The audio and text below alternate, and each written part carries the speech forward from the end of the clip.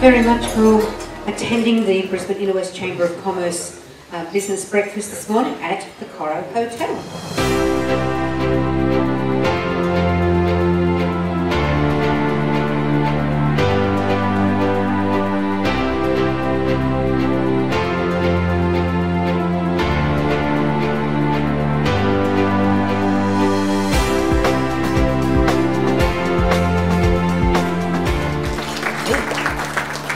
Thank you very much. What I thought I'd do, ladies and gentlemen, is take you through some of the major projects that are happening within the ward, and then if you'd like, we can obviously take some questions around that, and then if you've got anything else you'd like to raise from a local perspective, please absolutely feel free. So there are a number of key projects that are happening within Toowong that are a combination of both legacy of the flood, but also new projects just based around the growth that Toowong as an inner city suburb is going through. So the Milton Terminal. So as Lynn was saying, it has a very long history. And in the last election, in the 2012 election, the Lord Mayor, I made some representations based on the Chamber and all the local traders around the importance of having a terminal down there. There's one at the Regatta that was originally done by Jim Sawley as part of the upgrade of the Regatta Towers complex, and it was an important part of building the infrastructure around our terminals, but Park Road wasn't on the agenda. And so the Lord Mayor made a commitment in 2012 to build that terminal, and so we've been working towards that outcome. But what we've tried to do in conjunction with the terminal upgrade is also deal with a number of other issues. As part of the legacy of the 2011 flood, all the major terminals along the river were destroyed because of debris and because of the flood levels. And so the federal government at the time provided a significant amount of funding, around $80 million, to replace those terminals. And at the time, the then Bligh government undertook a public competition to find a design that could deal with flood resilience. We are a flood-prone city. We have a long history of it. And we need to build terminals in a way that will deal with future flood events and try and be able to protect the infrastructure and also get it back and running as quickly as possible once the flood event passed. So what we did with that design work that was provided and the funding have worked on a number of proposals to upgrade all our major terminals across the city from St Lucia all the way down to Sydney Street at New Farm.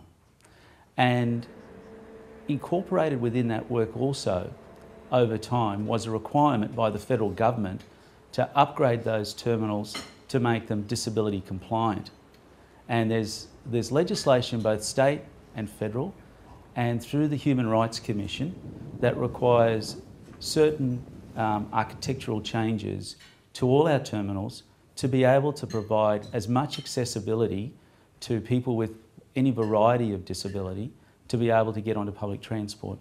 And as part of the Lord Mayor's Access and Inclusion Plan that he introduced last year, we incorporated a lot of those elements into our future planning of how we upgrade and build new facilities and infrastructure in our city. This particular terminal has a number of important features to it that we've been working on and that you'll see delivered this year. We're wanting to have this built. It was originally December, but work is proceeding ahead of schedule, and we're looking at doing this in early November. So what's particularly new about this, and when you see this, this will also apply in basic principle to the other terminal upgrades, the other 7 that we're doing across the city from now through the end of next year. So because the Bicentennial Bikeway is so busy, we get about 6,000 people either walking or cycling along there every single day. So it was important to provide access to it that didn't interrupt with the flow of that pedestrian traffic and then cause issues later on. So we incorporated this walkway over the top, which will then link in to the set of lights just opposite Park Road and be able to cross from that point. What was particularly challenging about it is that all of these things have to be built to a certain gradient in order for people with wheelchair issues or some kind of walker or some kind of transport assistance need to have a level ground of no more than 3 degrees in order to be able to access it safely. And so you'll see this particular walkway over the top, and then it'll spaghetti trail its way down along the edge and then down to the platform, which is the walkway. And then this here is the gangway. Now, the reason it looks the way it does is because we've tried to do something unique in Brisbane that no other council in Australia has done. Because the Brisbane River is so unique, it's tidal flow, so there's no constant level. It's constantly in and out. In order to achieve a 3% gradient, we had to make sure that we found some type of technology that consistently kept it at a level that was necessary under the legislation.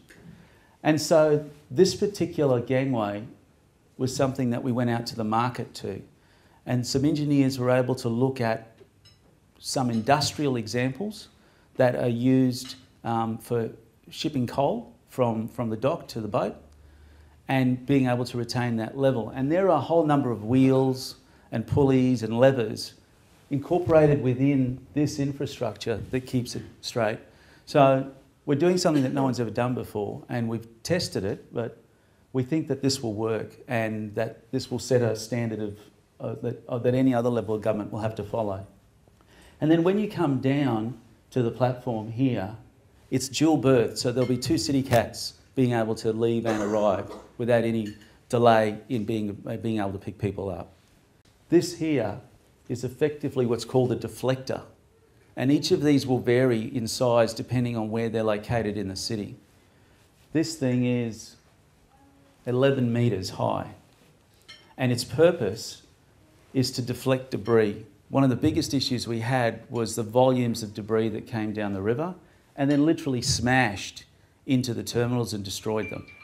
And this deflector is built in such a way that it will, as the debris comes down, effectively use it as a barrier and then bounce off that and hopefully head away. But one of the other important things about this as well is that this gangway is able to rotate and then be at 90 degrees with the bank, thereby creating a flow so that whatever debris passes on the inside won't damage the terminal as well. So there's some of the things that we've incorporated within that work. Similar example down at the regatta. So what you see there now will become this. Once again, similar principles of opening it up, a significantly large deflector, and making sure that we provide as much flood resilience. These things are built to a 1 in 500 year event. So the 2011 flood was a 1 in 100. It went to 4.5 metres. It varied, obviously, in certain locations, but at the Port Office gauge, which is right down at the Botanic Gardens near the mouth, which has always been used as the traditional gauge, it was at 4.5 metres. So this thing is built to that, but it's built to withstand at least that. So a 1 in 500 year event will take it probably to 8. You can imagine the height. So there's a marker down at the regatta in the 1898, I think, 96 flood event, which was at 8 metres. So it will be well and truly over the top. Once again, similar detail around it, and what we're wanting to achieve also is work that is undertaken under the Bicentennial Bikeway. As our population size grows, we want to make sure that we're providing as much public transport as we possibly can in our inner city areas. With the work that's happening down at FKP, with the Milton plan that's being undertaken here, we're trying to provide as many choices for people as possible so that using a vehicle when you're literally 1 kilometre from the city becomes superfluous. So Milton will, when we put the terminal in down here, become the most public transport intensive hub in the city, in Brisbane. Between the rail, the bus and the cat, there's literally so many different choices you wouldn't need to be able to get in, to work. But also on top of that, we want to be able to provide bicycle and pedestrian infrastructure as well. By providing these different types of choices for you, these things are an important part of us dealing with traffic congestion. The roads don't get any wider, the spaces don't get any more, but the vehicles increase. So what we want to do as a city is try to provide as many different options to people as possible to get where they need to. And with 6,000 movements on Bicentennial Bikeway at the moment, you will only continue to see that growth. And so what we wanted to do along that major bikeway is provide that extra option for you, but also to provide an upgrade in the safety, in separating pedestrians and cyclists to deal with that future volume. So this particular project has been a work in progress for a number of years, and we've done it in partnership with the state government. Started it down at underneath the freeway at QUT, and they've looked for opportunities to separate and make the path safer, and they've worked their way slowly up until we're getting to the last stages of it at the moment. And that last stage is literally from where Drift used to be all the way down to where the regatta is. And you'll see a number of significant improvements that we're wanting to incorporate within that upgrade. So this is an overview of the original work and where it first started, and then the different stages of completion. And we've focused on those key hubs around the Goodwill Bridge and around QUT, and then have slowly worked our way down to the more challenging areas.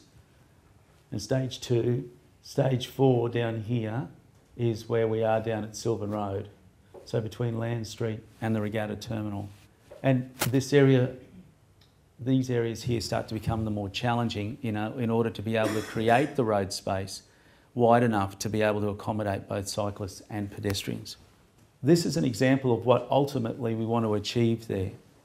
One of the important things for me was that when you build something this large, you need to do it in a way that is reflective of the community and its history. And there's a long history between the regatta and between the Toowong Rowing Club and everything that used to go on there, and making sure that you opened it up so that people can actually enjoy the river. So this is the hub that will be created down near the regatta at the terminal down there. Could have got you a better picture. Can you turn that light off at all?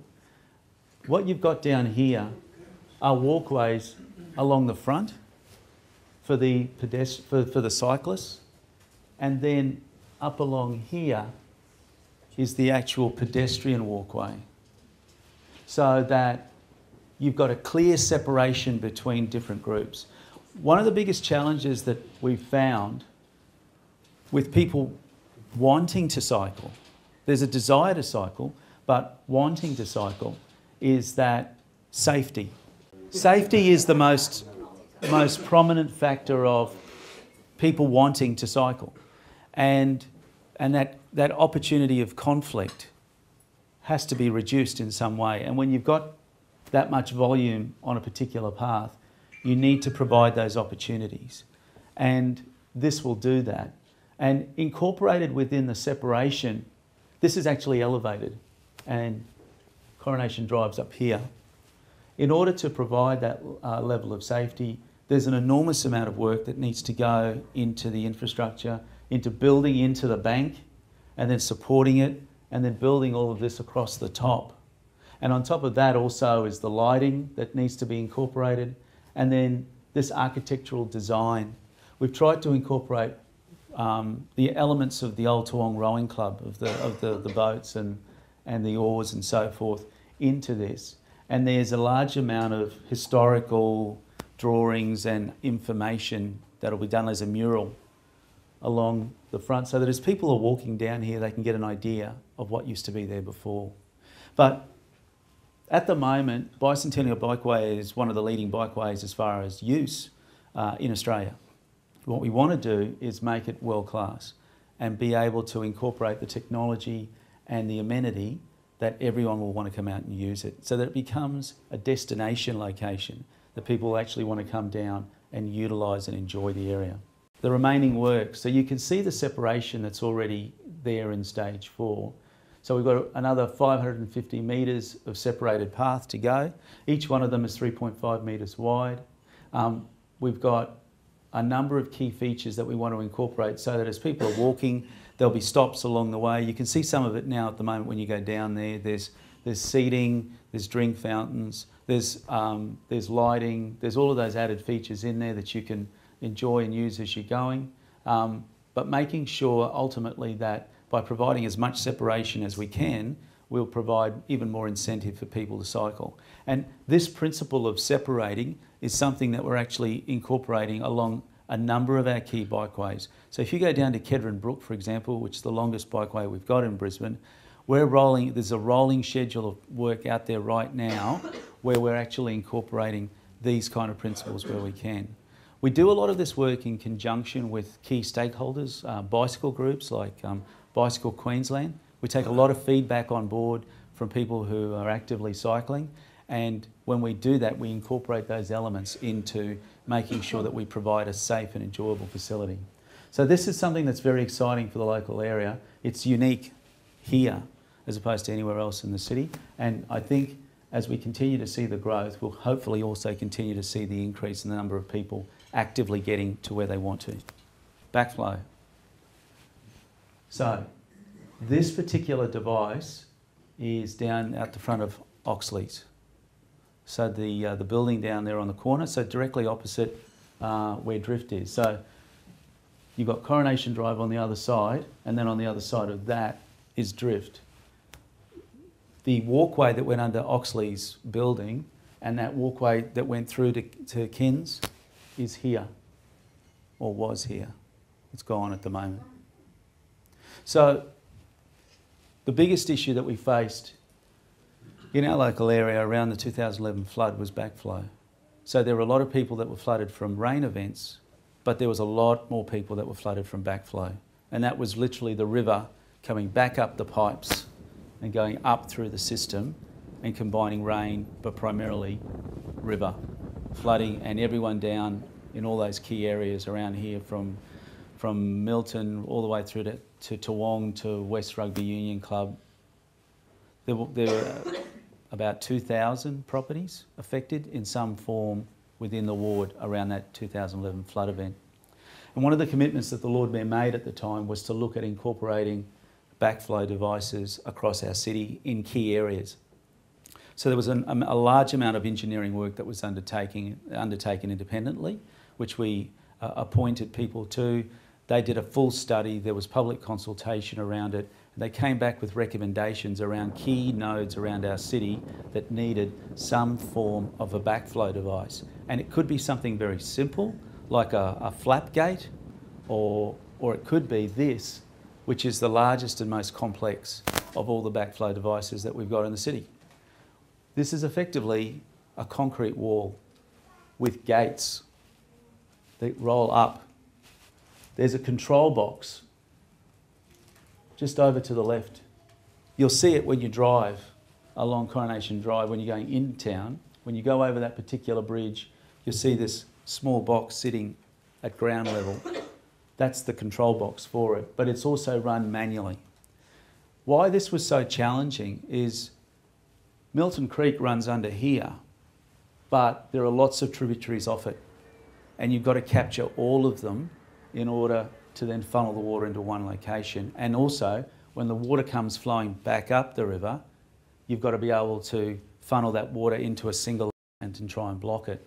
So even though you see this as the large gate, behind it, under the ground, are a whole bunch of other devices that are making sure that the water is being funneled into one direction.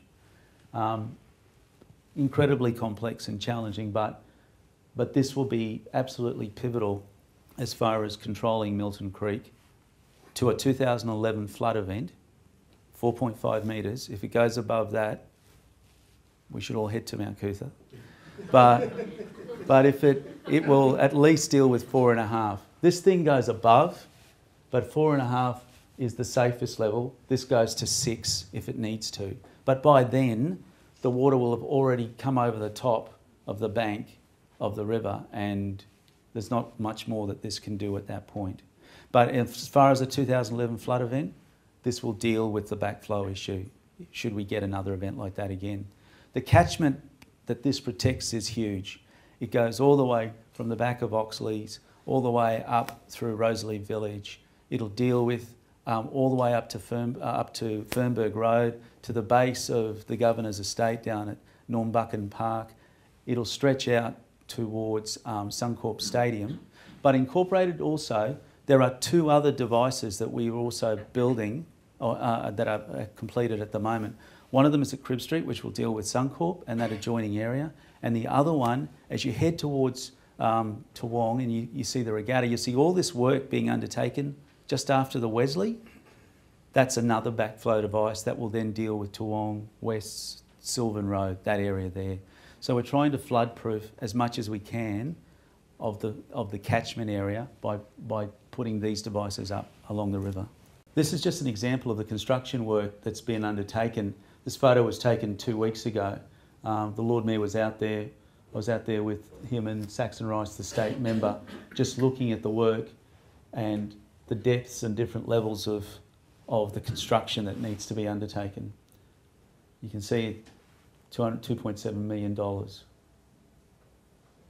and 453 properties that this is constructed for. Frew Park, or the old Milton Tennis Centre.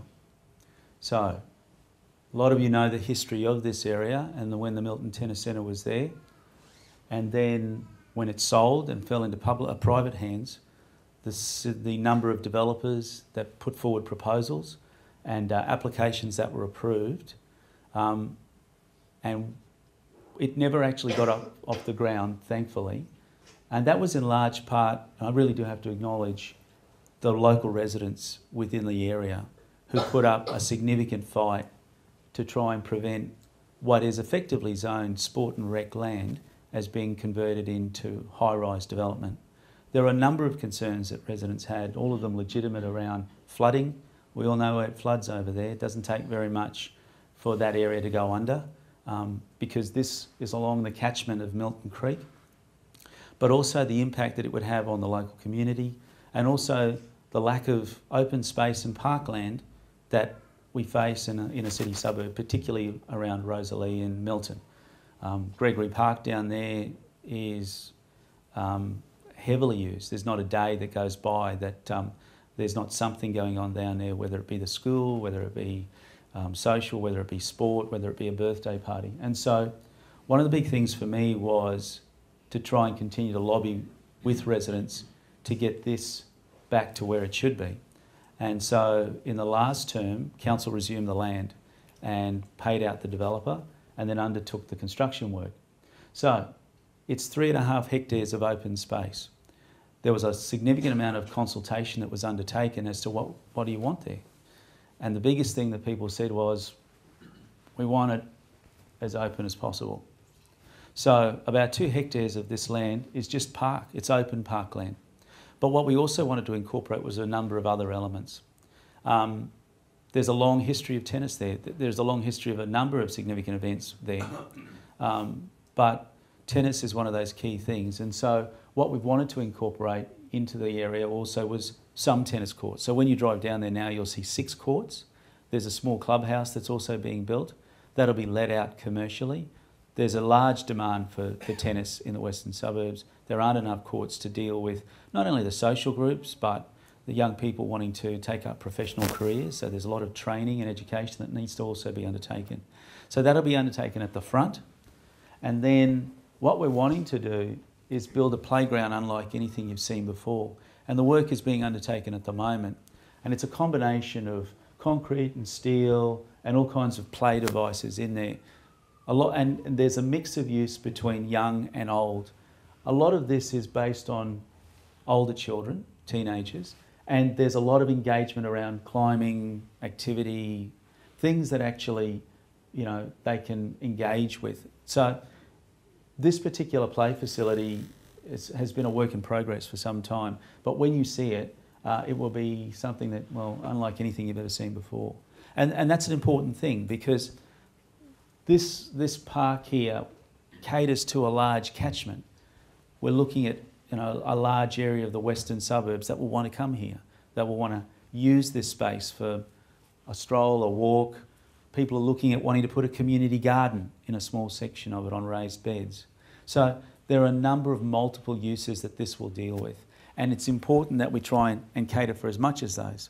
So one of the other things that we're also doing is creating a bit of an arena. So an open space where you can either run an event or it's open for social, or you might want to do an opera in the garden or a park or something like that. So that kind of thing is also incorporated within that. So by getting those multiple uses, we want to be able to maximise and meet those demands for people now, but importantly also in the future.